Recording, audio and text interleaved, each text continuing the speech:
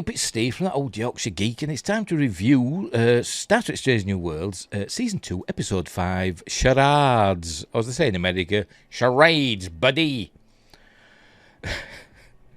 So anyway, let's get on with this. It's a fun episode. It's not the best episode in the world, of anything. But, it's fine. I've a lot of nitpicks with it and niggles. But it's been a couple of days since I watched it. I haven't re-watched it for this review. I just watched it when it originally aired on Paramount Plus. And I haven't watched it since. So I'll probably miss a lot out. So you have been warned. I don't care. I'm past caring these days, by the way.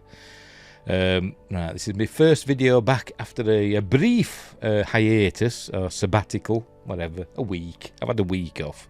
But anyway, whatever. Right, let's get on with it. There we go. There's the Enterprise.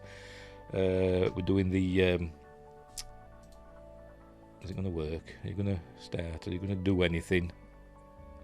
Anyway, it's the Strange New World. It's Star Trek Cinematic Universe thing. There we go. There it is. Look. Day, day, day, day, day, day, day, day. Right, previously on, Spock's struggling with emotions. Obviously, Nurse Chapel loves him. But we all love Nurse Chapel, don't we? We all do. Stop lying. Right, they've arrived at the Vulcan system. Isn't it Epsilon Eridani? I'm sure it's something like that. Epsilon Eridani. I'm sure that's the old Earth name for the Vulcan system. I'm sure it's that. Could be wrong. Anyway, so they've arrived at the Vulcan system, and they're going to explore or look at a moon somewhere on the outer edge of the sector, as it's described, where there was a long-lost civilization called the... I forgot. Kahoovikans. I've bloody forgot already. Tell you. Called the Kawatsits. Anyway... not Kevorkians. He was that Dr. Death fellow, wasn't he, with his van? Kakovans, that's it, the Kakovans, which also rings a bell. I'm sure I've seen that somewhere before. Or have I seen Kirkov or something? Is it somewhere in Russia? Or have I seen like a submarine called the Kirkov? Something. It rings a bell from somewhere. Anyway, so they're going to have a look at this. This moon, this long-lost civilization that nobody knows anything about. It's in the Vulcan system. Why don't the Vulcans know a lot about it? Haven't they, checked it out? Because we know they're curious, but they're not overly curious. We saw about this in Enterprise, didn't we? That while the Vulcans, if something comes across their path that they find scientifically, interesting, they'll check it out. But otherwise, they're not really explorers, are they? But if they encounter something that's spooky, they'll check it out. Such as humans, for example. Breaking the warp barrier. Anyway, which wasn't entirely true, because they'd been checking out Earth before, hadn't they? As we saw in the Enterprise episode Carbon Creek. But never mind. Right, so here we go. Here we go. They're checking out this moon. They found that these weird readings going on. Energy readings and stuff, and then we cut to sick bay. We learned that Christine Chapel she's applied for like a position or whatever at the Vulcan Science Academy. Don't know why, it's just as to do with archaeological medicine or something like that. And she's got an interview coming up. So here we go. So she's worried about that. So she's having her crewmate friends test her on what she could be asked about in this interview. And they mention the Corby, I forgot what it is, something like the Corby's rules of archaeological medicine or whatever. This is obviously referring to Roger Corby, who we learned in the original series was engaged to Jess Bush, engaged to Christine Chapel. So I don't know if that was supposed to be before or after this, but they don't mention it. She don't mention, I used to be engaged to Corby, by the way. Or is that supposed to happen after this? Don't know. But she used to be a student of his, and they had a relationship, which is, in my opinion, highly inappropriate, but never mind. Consenting adults and all that. There's Melissa Navia. What's her name of a character? Erica Ortegas. There she is, Melissa Navia, with a terrible haircut. I've seen a haircut with her with long hair, or longish hair, and she's She looks gorgeous with long hair. I don't know why she's going for that. Don't know. But she's... this series doesn't make her look attractive at all. They've uglified Melissa Navia, and she's really, really attractive if they make an effort, you know. But, obviously they've gone for that thing. I mean, yes, she's attractive now. I'm digging a hole for myself, I know, but she can look even more attractive. But I suppose it's a personal opinion. She's no Jess Bush, though. Obviously, she's worrying about that. Anyway, I forgot what's happening. I can't remember. Oh, they're going. That's it. I just remembered. They have to go.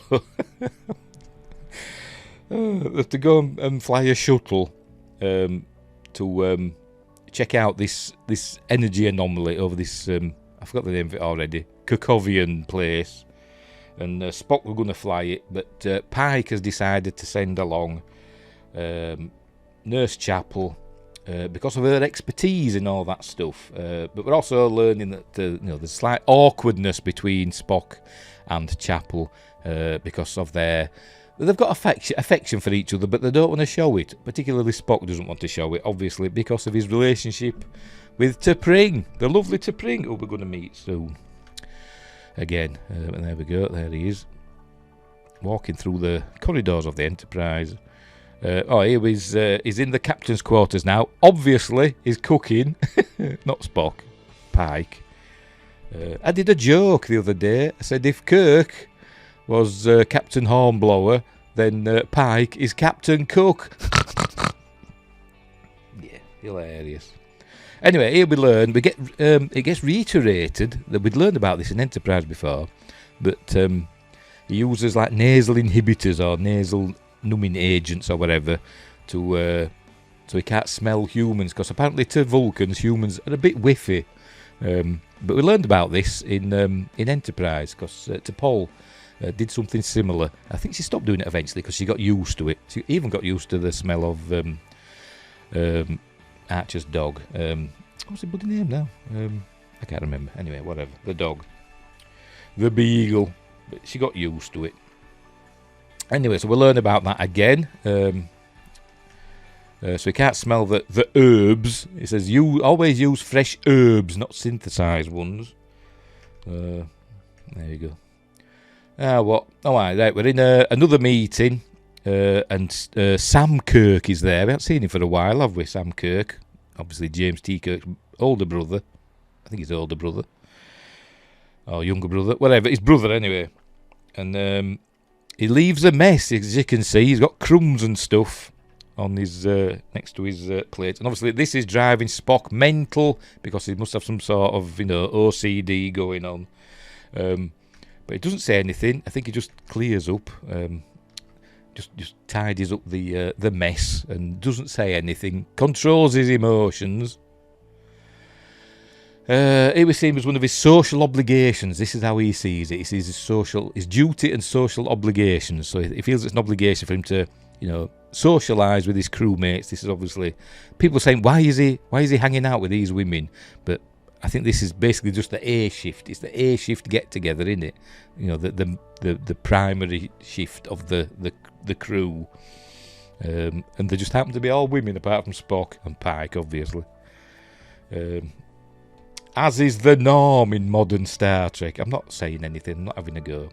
Anyway, one of them's telling a joke about something or other, and Spock just raises an eyebrow and says, "Fascinating," and doesn't laugh, obviously. Here we go. There's I'm going to show that a nice little original series thing going on there. There you go. See that there. Very nice. Hang on. There we go. That.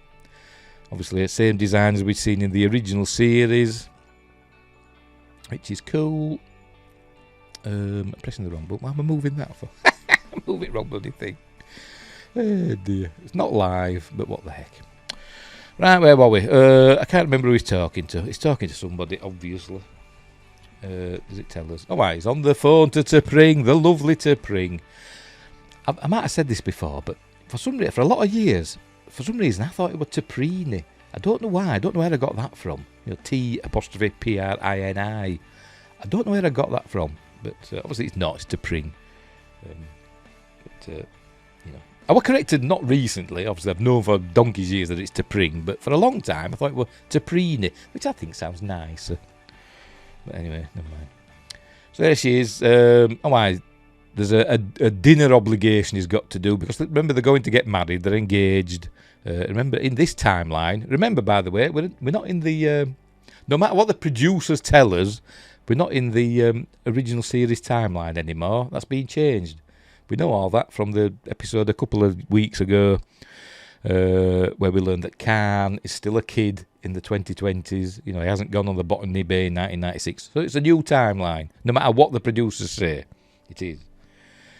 And she asked Spock to marry her, despite the original series timeline telling us that they'd only met a couple of times, you know, since childhood. But in this timeline, they're having a full-blooded sexual affair, not affair, but relationship. Anyway, they have to have a dinner. It's to have a dinner with her parents, basically. It's called Vishal or something like that. It says, you know, one of these Vulcan ceremonies for a logical people that cling to their rituals and ceremonies quite illogically, in my opinion. But anyway, so there's that they've got to worry about. Then what's happening here? I don't know. I can't remember. As I said, it's a couple of days. Oh yes, it's probably where he's telling him, I want you to take Nurse Chapel with you because of her experience in archaeological medicine or whatever. She's the best person for the job. Anyway, here they are in the shuttle. With its cavernous interior, everything's bigger on the inside in this timeline of Star Trek. Anyway, so they're approaching the anomaly, which is they're having fun, by the way, while they're at it. Look at the size of it! That's bigger than Galileo 7, isn't it? No, the Galileo, should I say. We saw the inside of that shuttle quite a lot, and that looks a lot bigger, but never mind. Anyway, something happens. Here we go. They see this anomaly and they get pulled in. Here we go. And, there's nothing they can do. And then there's a flash of light, whatever. And Spock wakes up. Everybody's standing over him. Say, oh, he's awake. And the shuttle had crashed, apparently. But then they appeared in the shuttle near the Enterprise.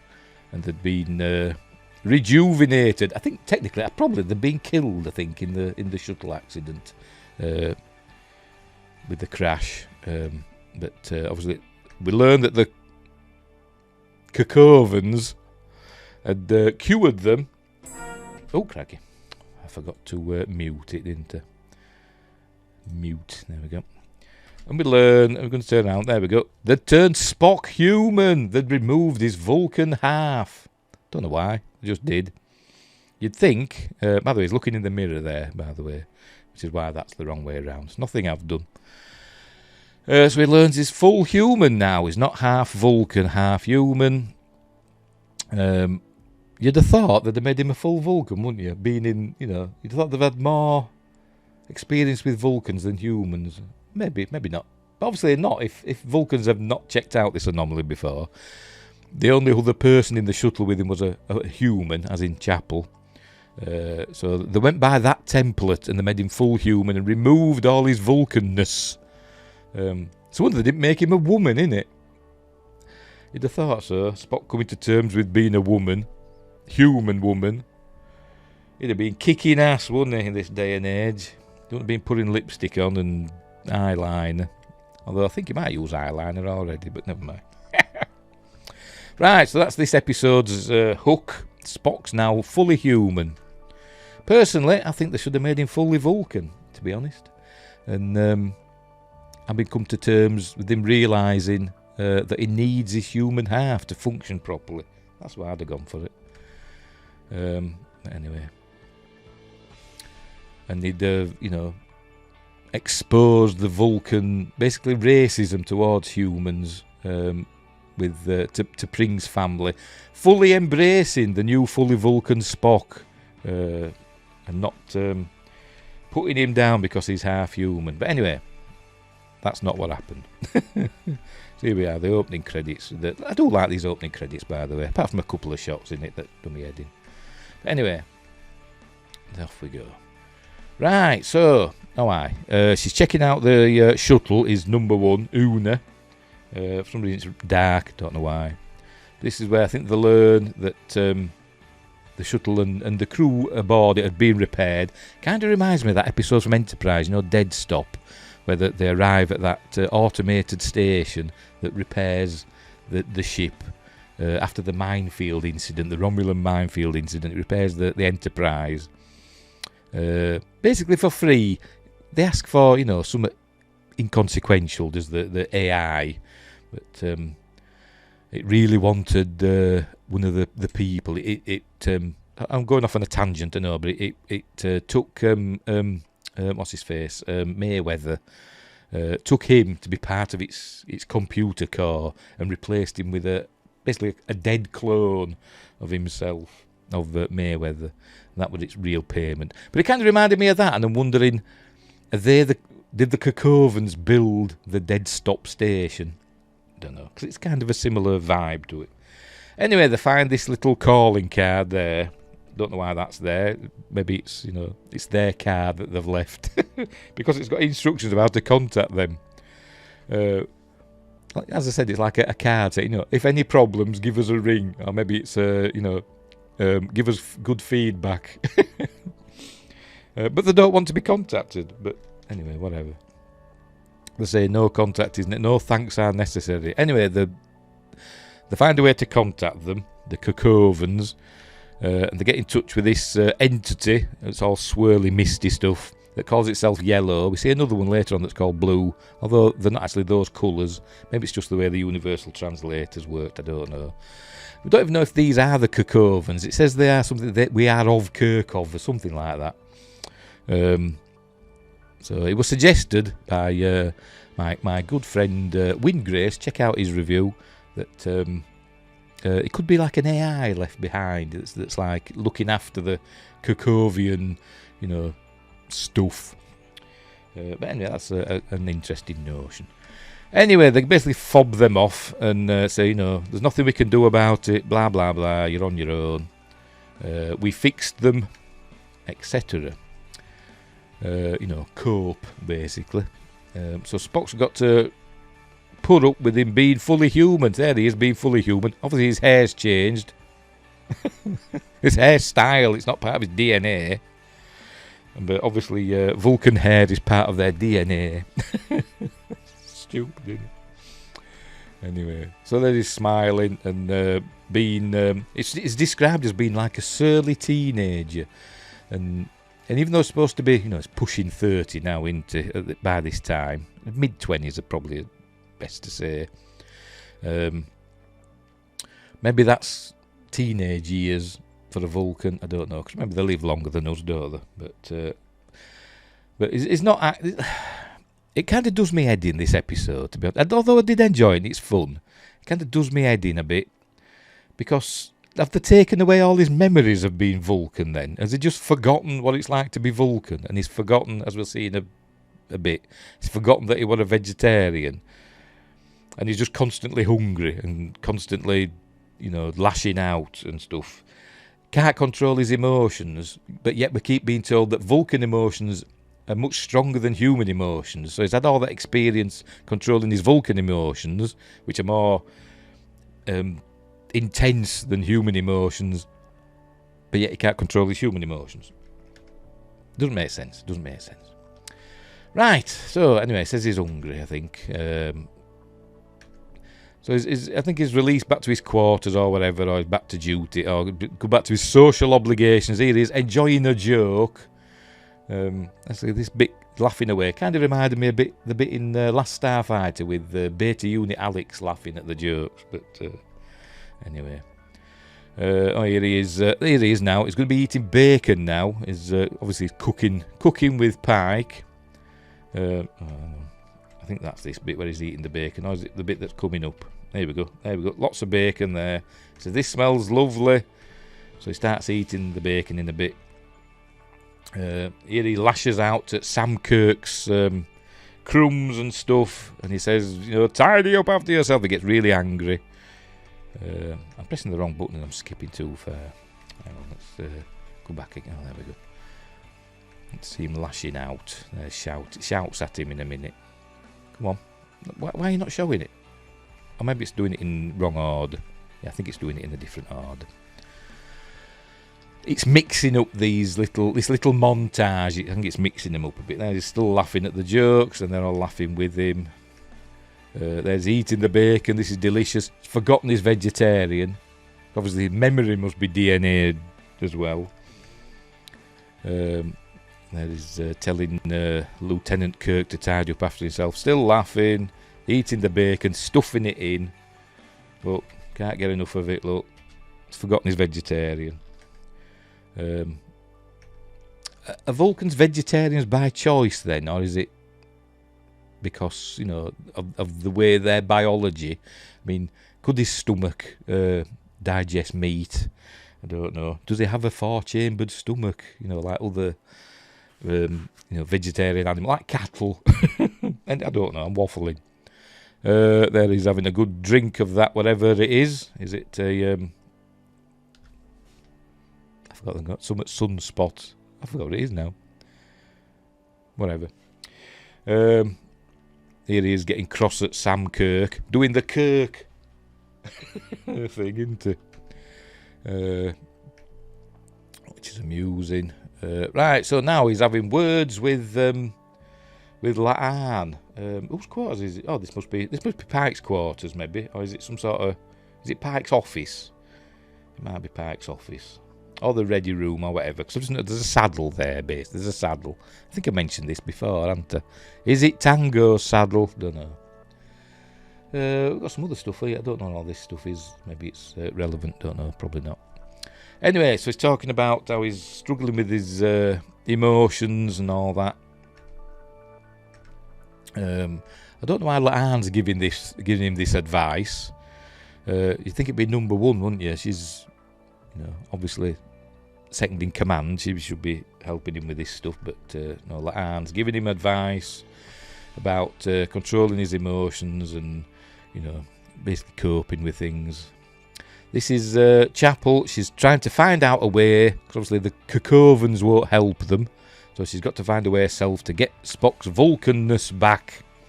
So she's tinkering and test tubes and all that in the lab. She's working in the lab late that night. Sorry. But she's not having much luck. So I think she decides just to steal a shuttle, basically, go back into the anomaly and speak to the Cacovans directly. No, she doesn't. I'm lying. She's got an interview to go first. That's coming up in a bit, is the shuttle part. She's got to go for her interview with the Vulcan Science Academy. So we see this young fella, this young Vulcan chap. There he is. Kind of reminds me of Lloyd Christmas from Dumb and Dumber, but with pointy ears. Wearing a terrible outfit. But, anyway, he's kind of doing the interview, but he fobs her off. He says, "We've looked at your proposal or whatever, your application, but we don't think the time is right for you to join the Vulcan Science Academy because they're racist bigots, basically, the Vulcans. They don't want a human in there yet." He doesn't say as much, but he says, you can try again next year, or what he says that. So she's not happy about that. In a minute, there she's not happy. Spock gives her a hug because he's starting to come to terms with his human emotions and all that, friendship, etc. But he could do that anyway, couldn't he, when he was a Vulcan? Or he learned stuff. Right, Amanda arrives. The lovely Amanda. Not Jane Wyatt. It's whoever's playing her now. Don't ask me her name. I don't know. But she's... I'm going to say it. She's a proper... Well, I'll say cougar. We'll put it that way. What's the acronym? But she's very tasty. Spock's mum. She ages. She must age quickly. Because when we saw her in Journey to... Thingamabob. Babel... she looked a lot older, didn't she, as Jane Wyatt? Never mind. With different coloured hair. I think she did anyway. I'm sure she had lighter hair, like silvery hair. I'm sure she did. Could be wrong. As I said, it's a different timeline, so it doesn't matter. Anyway, Spock arrives, and he's got his bobble hat on, look. And she says, what are you wearing that silly hat for? He says, not silly, it's regulation. That's how he puts it. I've got my regulation Starfleet hat on. But obviously she's not falling for it, so she tells him to remove the hat. And obviously he does. In a minute. He tries fobbing her off. There you go. So she learns all about his predicament now, so they've got to find a way for him to bluff his way through his Vishal dinner. Obviously he keeps doing these human outbursts because he can't control his human emotions. There we go. Mabenga, not Mbenga, even though everybody says Mbenga, even in this show, it's Mabenga, arrives with probably the actual prosthetics that he wears, that Ethan Peck wears in the show. So they're going to disguise him as a Vulcan. So he's got to learn how to be Vulcan again. This is the Vulcan tea ceremony where they've got to pick up a pot of boiling water with their bare hands, because Vulcans, maybe it's because they live on a hot planet, I don't know, or whatever, they can control their pain. And she'd learned to do it, Amanda. I don't know if she'd learned to control the agonising blisters and stuff on the palms of her hand, from picking up a boiling hot pot. Anyway, he's got to learn to do that without going, ah! Sorry about that. My son will be saying, what's that noise? But so he's to learn to do that for this Vishal dinner. Now he's learning how to be Vulcan again. Don't he remember what it's like to be Vulcan? Obviously not. So they're all telling him, you have to speak like this in an emotionless tone, and say fascinating and raise one eyebrow, and that's how they're telling him. Didn't like that bit, to be honest. That bit got on my nerves. But it's par for the course with this Spock, to be honest. This season, or maybe just Strange New Worlds in general, although I'm enjoying it, it is kind of redrawing Spock. Probably because they're going to redraw the original series, they're going to remake it. But they're redoing Spock and kind of... I can't think how to put it. How shall I put it?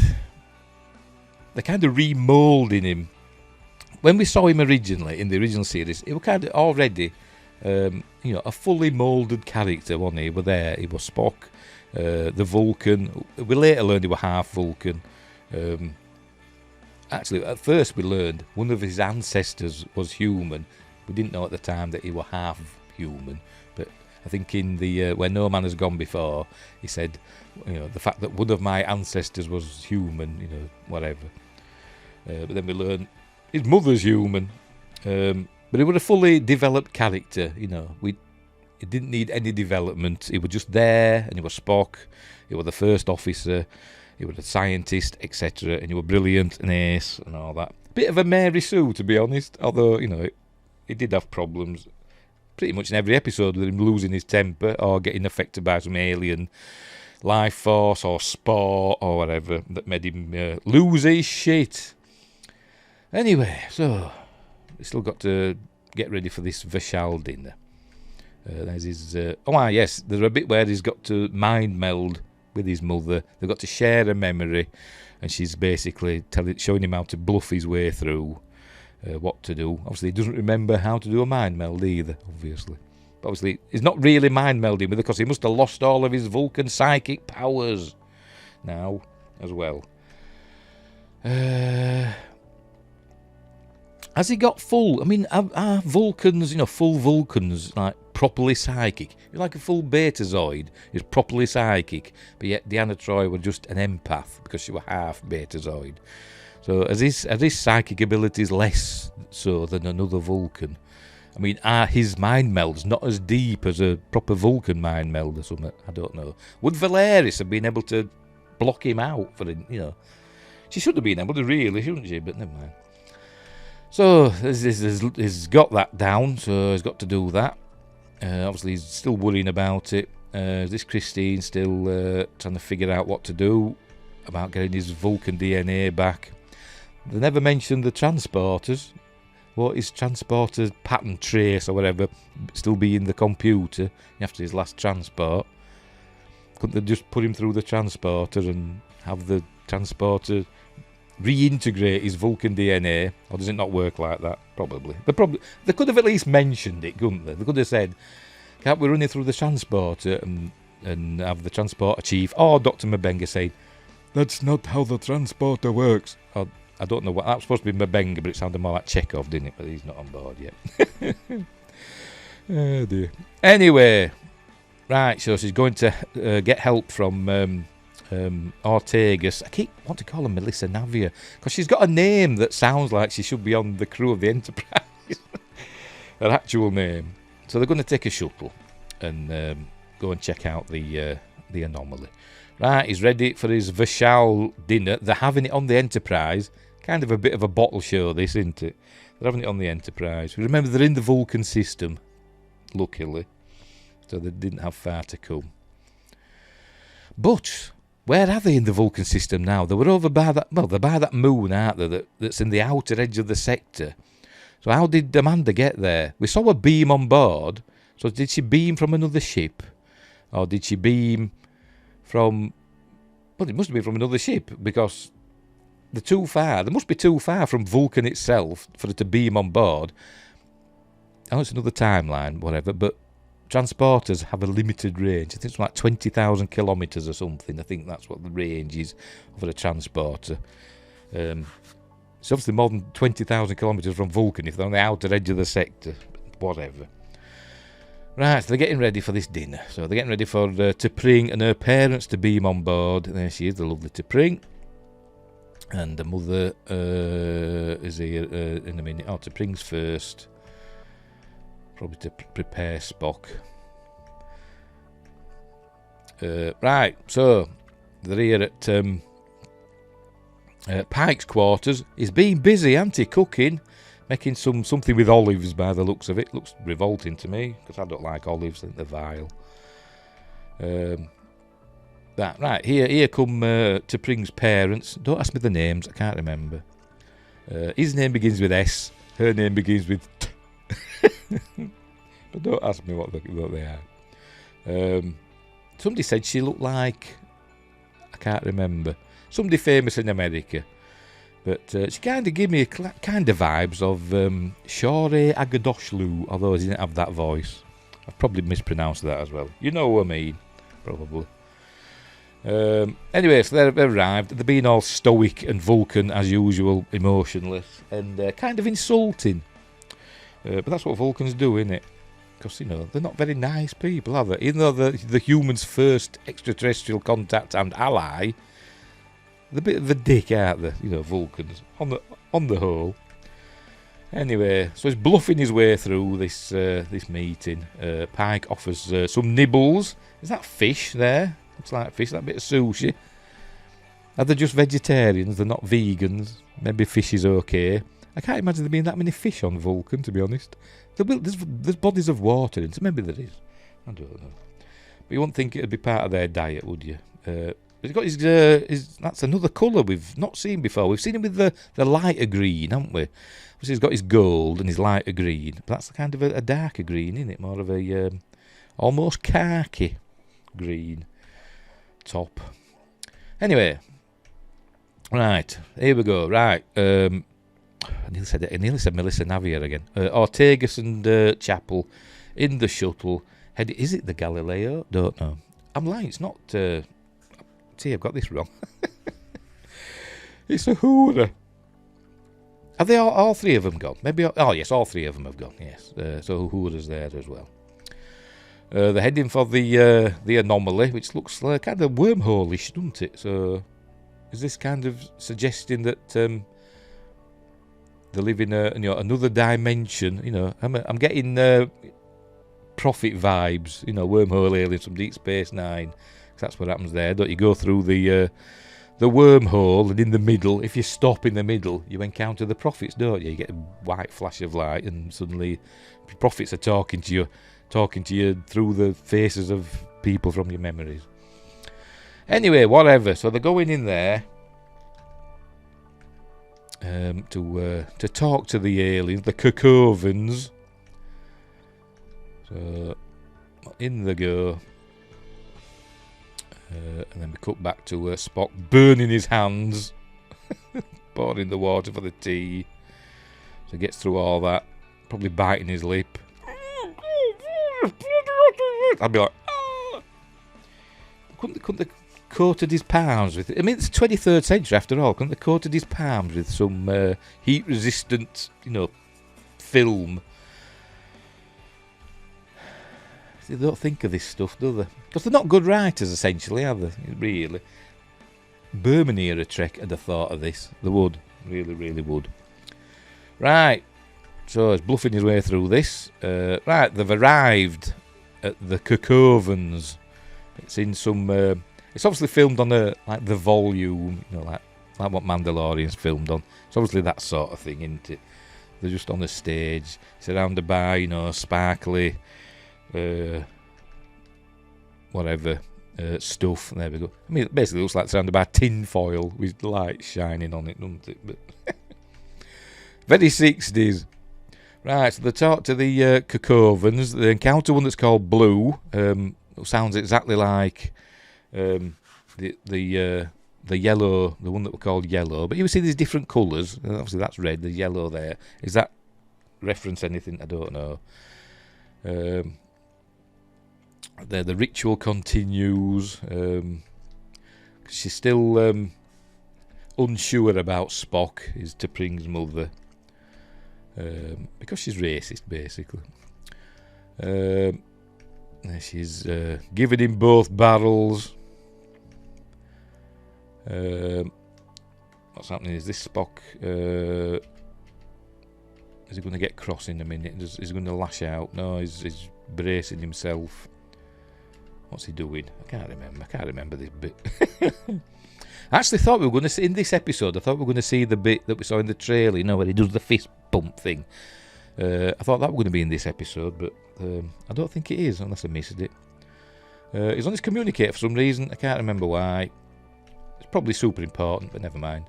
Right, they talk to someone called Blue, and they say, "Are you the one that we talked to earlier?" And they say, "No, that was Yellow." So they talk to Yellow, and I think they get the information that they need, basically. And they go back, and this is pleading, for because Spock needs to be whole again. Pike intercedes on Spock's behalf, because I think T'Pring's mother had said Spock's not worthy of the hand of her daughter, whatever, because he's half human and all that. And Pike intercedes and says he's one of the best officers I've ever worked with, blah, blah, blah, blah, blah. Then Chapel comes back, and they go and cure him, I think, in a minute. But, yeah, that's it. She's got the stuff. She gives all that, and obviously it becomes Vulcan again. She says, it'll start acting internally, straight away, and your mind and everything. But he says the external features, I'll come back later. So it'd be funny if his ears just popped off, wouldn't it? His prosthetics, and his eyebrows had done some weird thing. And his hair just like reoriented itself. Anyway, so he's cured, he's Spock. So I think then he does the mind meld, and he gets the memory of something that a childhood thing from his mother. Anyway, everything turns out okay in the end, I think.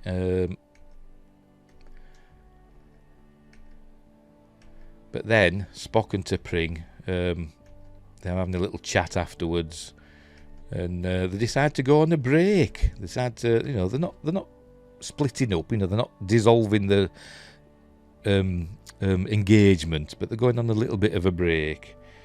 So he's a bit upset about that. I can't remember why she's talking to him again. I've forgotten. It's been a couple of days. Probably not important. But she's fine with it. She doesn't have to go to the Vulcan Science Academy, so she's saying, I don't have to go. Sod you. Spock and Pike are having a drinky. I didn't know he drunk. Bourbon and beans. An explosive combination. So we know he has drunk alcohol. Or he's had it in beans at least. Jovian Sunspot. Sorry, it just popped in my head from earlier on. Jovian Sunspot. Right, so he's saying goodbye to his mother. That transporter room's looking very swirly and weird, isn't it? Never mind. But she's very tasty, is this version of Amanda, I must admit. Much better than Winona Ryder, in my opinion. I mean, Jane Wyatt were a handsome woman as well, but in a different way. Right, so it's back to being Spock now. You know, the Spock we all know, or at least in this timeline. So here he is with Jess Bush. She's gone to call him to see how he's doing, and he tells her that him and T'Pring they're on a break now. So they decide to lock lips in a minute. They realise, you know, that there's more. There we go.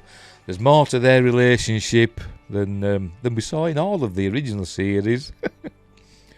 So they're obviously going somewhere with this, aren't they? Careful you don't pull his ears off. Maybe it's not his real ears yet. But there we go. They're having a good old smooch. Lucky bugger. Talking about him. That's the end of the episode. It was fine. It was fine. Not the best episode ever, and it could have been better. You know, there were more they could have done with the predicament that Spock were in. As I said, I'd have preferred them to have made him a full Vulcan. But as I said, it made sense that because she were, because she were with him, a human, she were basically the template. Because she were kind of, you know, pure human, so to speak. They thought that the Vulcan part of him was something that shouldn't have been there, so that's why they made him a full human. But anyway, she sorted it out, and saved him, not saved him, but made him whole again, and so that's it. This a decent episode. It was fun, as I said. It was fun, and I'd give this one a 7 out of 10. It was better than last week's. Last week's I give a 6 out of 10, I think, didn't I? So I did enjoy it more than last week's because it was more, as I said, it was more fun and more, you know, not doom and gloom and all that. It was okay. So we'll leave it there. So brushing me microphone. So we'll leave it there. So as I said, you know, all was fun. What's next week's episode? I can't remember. Let's check. What the heck?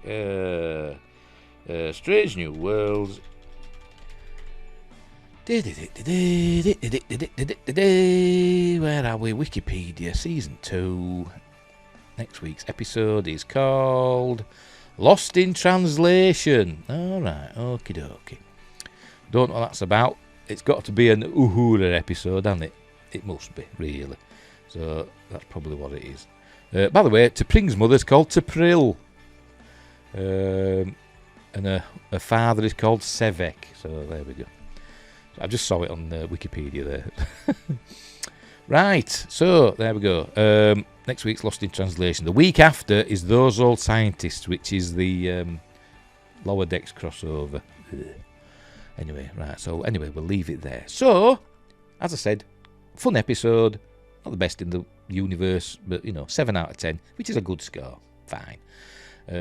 Well above average. I mean, that's the thing with Season 2 so far. It's just been above average, hasn't it? And slightly above average, mostly. I think we've had 2 7s, an 8, a 6 and a 7. So it's not stellar, is it, really? You know, it's decent scores, but not stellar. I enjoyed Season 1 more than this, to be honest. I did. But anyway, so far. Right, so we'll leave it there. So, thanks for watching. Wherever you are, look after each other, and until next time, I'll see thee.